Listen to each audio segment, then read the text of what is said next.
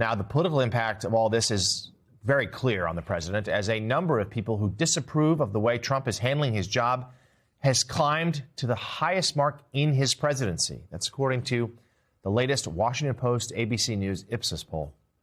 62% say they disapprove of the way Trump has handled his job in the Oval Office. That's compared to 37% who approve. That's down 2 points from February. Meanwhile, 65% disapprove of the way Trump is handling the overall economy, which is down 7 points from 3 months ago. That's a significant drop. More than 70% of those polled disapprove of how the president is handling inflation and the rising cost of living. And Trump's ratings on other issues also remain low, with more than 60% disapproving of his handling of the war in Iran, relations with American U.S. allies, and also taxes. And amid rising gas prices, now at a national average of $4.45 a gallon, members of the Trump administration yesterday claimed that tax refunds are helping Americans deal with the spike in fuel costs. Bank of America came out with a report this week that says the gas price spike has cost consumers $19 billion. They say gas prices have canceled out nearly half of the increase in expected tax refunds. Goldman Sachs concurs, saying the drag will offset the benefits from that tax bill the White House had championed. Do you agree with that analysis? No, that analysis is incorrect. Like, think about it this way. 153 million people have filed taxes already, and the average tax refund is $3,600. 53 million people have benefited from no tax on tips, no tax on overtime, no tax on Social Security. Yes, we have seen an increase in pricing, but if you look at what the president has done for consumers, one big, beautiful bill, he wanted to make sure that Americans got a big tax refund this tax season.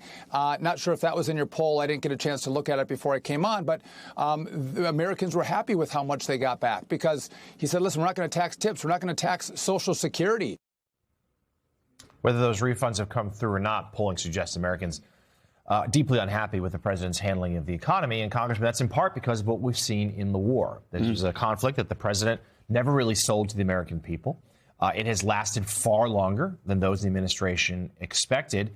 And right now, because the Strait of Hormuz has been effectively shut, we're seeing gas prices only continuing to go up. Yeah, keep in mind, as you mentioned, on day 2, he declared victory already. Remember, 2 days prior to launching this war, he spent no effort to sell this to the American people. I think he thought it would be very quick. And then you take all this compacting time that the strait has been closed, and you imagine when it reopens, a tanker doesn't go very fast, right? They travel at the speed of a bicycle. So if you think about it, the second the strait reopens, when it does, however long it takes a bicycle to get from one of those ports to whatever port of entry it gets to, you still have then that accordion amount of effect of where people are running out of gas and prices are spiking on top of all the things like plastics and everything else. And the greatest self-own in this, or self-goal, I was told it's actually called by my soccer fan friends. But the greatest self-goal here is the lack of the information war. Iran attacks every day Trump very effectively with like the Lego memes. They used an Uno meme this time. And the Trump administration reacts not by attacking Iran, but they react by attacking Democrats. Like, they're sitting here putting out the information front of dividing Americans further while Iran is doing it, and then they're apoplectic that their numbers are low. Well, their numbers are low because they make no effort to sell this to the American people. And on top of that, there is no plan to get out of the situation we're in now. We're in the worst of both worlds. Iran is sitting with a nuclear stockpile that supposedly we wanted to eliminate. The strait is closed. Iran now has some power, in essence, the power of a nuclear weapon because it's shown its ability to close the strait. And there is no plan to get out of this besides a blockade, which, by the way, is making up for the fact that we had raised sanctions on Iranian oil early on in this fight. So this is why Americans are like, this makes no sense. Lots of soccer talk on Morning Joe this morning. Plenty of own goals. At least in the Congress makes a great point that even if the Strait of Hormuz were to magically open, the prices would stay high for a while. It's going to take quite some time for them to recover. And this morning, we're getting all kinds of conflicting reports of what's happening there. Al Jazeera has quoted witnesses saying they saw a U.S. ship be hit. U.S. and CENTCOM has denied that. Now the U.S., per the AP, is suggesting that a couple of U.S.-flagged merchant ships have been able to get through the strait. Iran's denying that. So we're not sure what exactly has happened today in that key waterway, but we are sure that it's not going to resolve itself anytime soon. Well, it would really help if we could have a modicum of trust that the administration is being forthright in the information that they are putting forward to the public, to the press. But we have seen just such an information silo, and Pete Hegseth testifying in front of Congress and spewing absolute nonsense and attacking the press.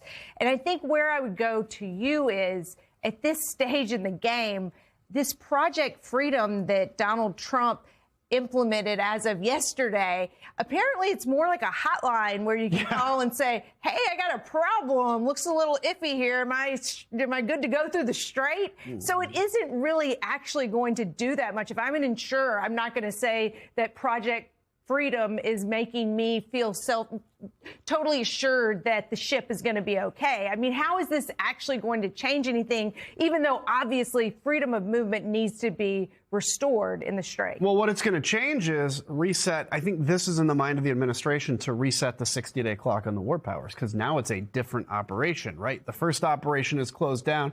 Here's a new thing we're doing, freedom of navigation. I wonder if that's their reasoning behind it. And then when the president put that message out yesterday, I saw it and I thought, okay, we're going to start escorting tankers through the Strait. Good. There's danger to it, but that's probably what we need to do. And then it was very quickly clarified. No, we're just going to tell people where to go. Why would you even call that an operation? That's just like a DOD thing you do.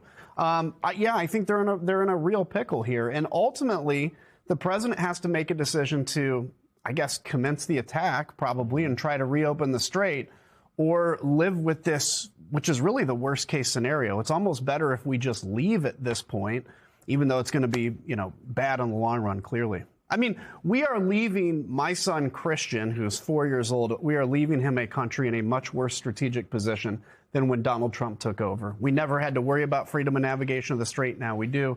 The Iranian regime, though decimated and hurt, is still in power. And I will say to those people that say, well, we have reduced the number of ballistic missiles of Iran. That was the goal. Great. We've reduced the number of missiles in the United States as well. And secondarily, Iran buys ballistic missiles to keep its regime in power, and it has kept its regime in power. So where's the victory? And if Iran has more control over the Strait, whether explicitly or implicitly, hard for this administration to call this war any sort of win.